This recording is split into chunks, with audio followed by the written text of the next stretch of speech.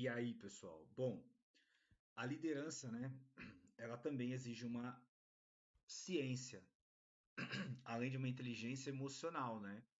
Porque você está lidando com pessoas. E quando você lida com pessoas, você precisa levar em consideração vários fatores que podem afetar o desempenho desse seu profissional, desse seu funcionário, enfim. Então, eu quero falar um pouquinho sobre isso. Então, para começar, eu quero falar um pouquinho sobre a organização hospitalar. Então, dentro do ambiente hospitalar, nós possuímos a infraestrutura de instalações, óbvio, os equipamentos instrumentais, os funcionários, os recursos financeiros e os clientes, tanto clientes internos como externos. O que é isso? Clientes são todos aqueles que o hospital vai negociar, não é só o paciente. Então, são vários tipos de clientes.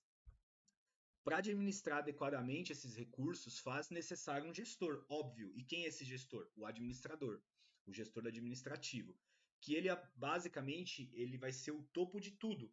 É ele que vai determinar e vai liderar o hospital. E abaixo dele vem o gestor médico, o gestor de farmácia, o gestor de enfermagem, o da físio, o da fono, da nutrição, entre outros gestores de hotelaria e todos os outros gestores que a gente tem, de psicologia e tudo mais. E quais as principais ações de um gestor? Independente se ele é administrativo, se ele é da medicina, se ele é da fisioterapia, se ele é da fono, quais são as principais ações de um gestor? Primeiro, ele tem que planejar, ele tem que organizar, ele tem que dirigir e ele tem que controlar. Dentro desse looping, ele sempre vai estar planejando algo que ele queira para resultados, para se obter resultados dentro da instituição. Então ele vai organizar aquilo que ele planejou, ele vai dirigir aos seus funcionários e ele vai fazer um controle daquilo com indicadores. E agora, dentro das atribuições do gestor de fisioterapia, né, também estão envolvidas atividades administrativas e as quais compreendem, por exemplo, treinamento específico da equipe. Então, o gestor também tem que treinar a sua equipe se ele não tem um sistema de educação continuada no hospital. Então, ele tem que bolar uma forma de fazer treinamento com a sua equipe. Ele tem que fazer feedbacks com a sua equipe diários não, perdão, semanais, mensais ou coisas do tipo, mas tem que fazer feedback.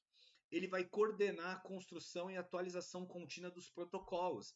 E aqui ele pode pedir ajuda para os fisioterapeutas assistenciais, aqueles fisioterapeutas que ele tem que são mais envolvidos com atualizações, que estudam mais, por exemplo, do que outros e que gostam de desenvolver protocolos. Então, esses fisioterapeutas podem ajudar ele nesse sentido. Ele vai definir recursos que devem ser adquiridos pela unidade, ou seja, quantas máscaras de VNI vai comprar, quantos kits de BIPAP, kits de CPAP, threshold, monovacuômetro, ventilômetro, material de motora como pesos, elásticos, teraband, andadores, Sara Plus, Maximove, coisas do tipo, eletroestimulador, tudo isso o gestor ele vai ter que fazer a definição de quanto de recurso ele precisa para rodar aquela unidade que ele está. Ele vai também ter que planejar a distribuição adequada de profissionais, baseado na lei da RDC7 para UTI, e se for na enfermaria, pela lei do COFITO, perdão, que está determinado. Então ele vai fazer a distribuição adequada desses pacientes para que consiga atender adequadamente a demanda do hospital. Ele vai elaborar a escala mensal dos fisioterapeutas, que pode ser 30 horas semanais e pode não, tem que ser 30 horas semanais, e a escala pode ser 5x2, 6x1 ou 12x60. Ele vai participar da visita multiprofissional diária. Quando não consegue participar da visita, ele pode delimitar algum profissional para ajudar ele nisso. E ele vai ter controle dos custos referente à equipe de material e fisioterapia. Então, o gestor precisa saber quanto ele gasta mensalmente com compra de material e quanto ele gasta mensalmente com recurso humano, que são os fisioterapeutas. E ele vai controlar e apresentar os indicadores de forma periódica, tanto para a sua equipe como para a diretoria do hospital.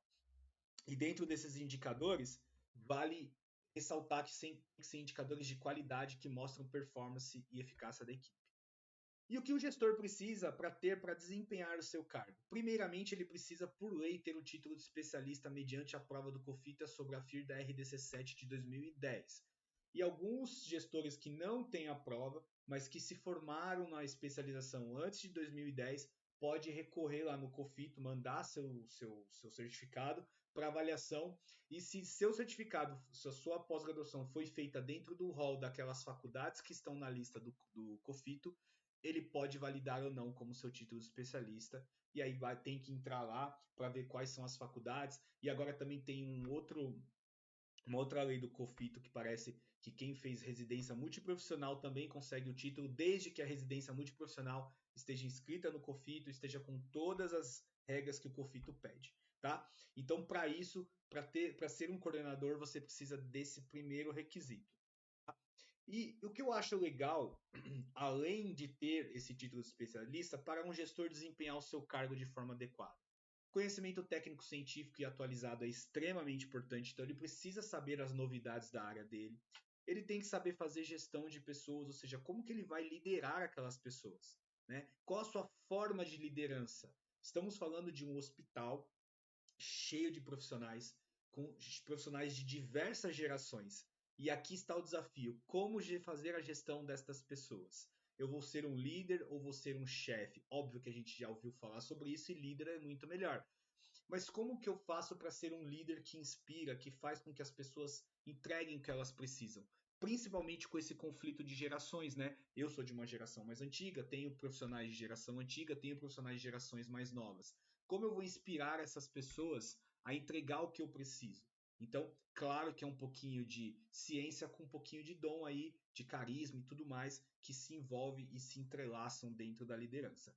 E qual tipo de liderança? Existem várias, transacional, transformacional, enfim, lideranças por resultados. Aí você tem que ver qual é o tipo de liderança que você vai abordar e você vai seguir. E saber que os problemas pessoais do profissional podem influenciar do seu trabalho. Então, se você tem um profissional que não está rendendo muito bem no seu trabalho, comece a repensar o que pode estar acontecendo com ele. Porque ele pode sim estar passando por um momento de dificuldade, você precisa conversar com ele e entender o que está acontecendo para você trazer ele de volta. E ainda dentro disso, falando de que, claro que o gestor precisa ter conhecimento, para ter conhecimento técnico-científico, o gestor precisa entender sobre prática baseada em evidência.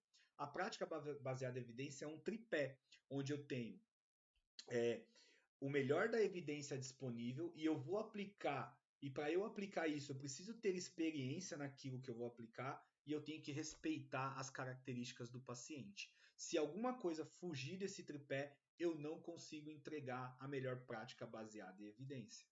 E aí é interessante porque quando eu consigo colocar a evidência científica dentro da minha equipe, eu consigo ter melhores resultados. E eu posso ter conflito por conta disso, porque é difícil, nem todo mundo consegue entender esse mecanismo do tripé da PBE. E aí eu, como gestor, preciso gerar esses conflitos, desenvolver essa equipe, mostrar o porquê que isso é importante para trazer esse pessoal para mim, para que eles consigam desempenhar a sua função. E para isso eu preciso saber fazer gestão de pessoas. Eu preciso considerar as pessoas de forma individualizada. Cada profissional tem uma questão a ser resolvida, tanto profissional como pessoal que pode estar influenciando dentro da sua equipe. E você precisa atender aquele membro de forma individualizada. Você tem que ser inspirador, você tem que motivar a sua equipe. Então, se você é um líder que motiva, que inspira, que consegue entregar também resultados para a sua equipe, você consegue ter todos eles fazendo o que você precisa de forma livre e de forma, como poderia dizer assim, mais leve, sem tantos conflitos. Você tem que ter uma influência idealizada.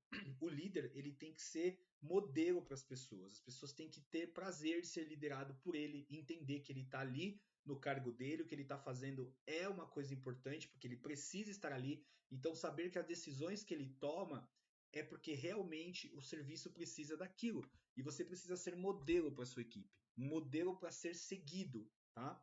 E o estímulo intelectual. O líder desafia as pessoas, coloca os funcionários para pensar, para dar opiniões, escuta o que eles têm a falar.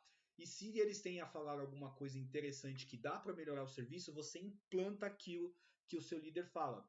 Isso aqui, por exemplo, é um exemplo clássico do tipo de liderança que eu gosto, que é a liderança transformacional.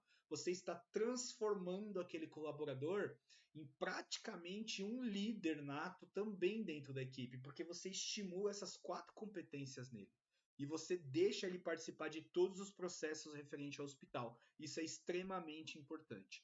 E o último passo que eu falei, você precisa saber que existe uma linha, uma corda entre o pessoal e o profissional.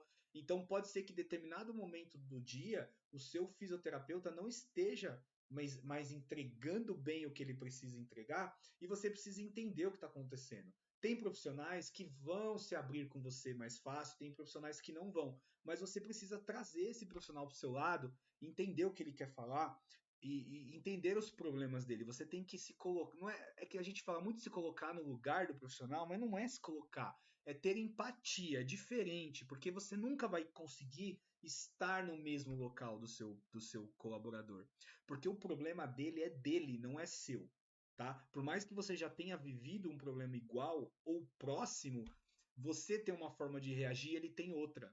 E você precisa ter empatia para conseguir conversar com o seu funcionário, trazer ele de volta, entender os problemas, ajudar ele de uma certa forma. E muitas vezes só ouvir já é uma forma de ajudar.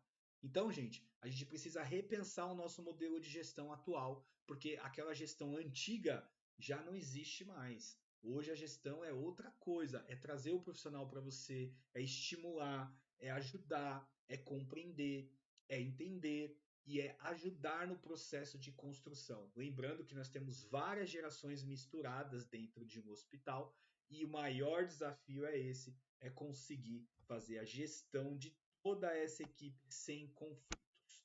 Beleza? Espero que vocês tenham gostado dessa palhinha e até o próximo vídeo.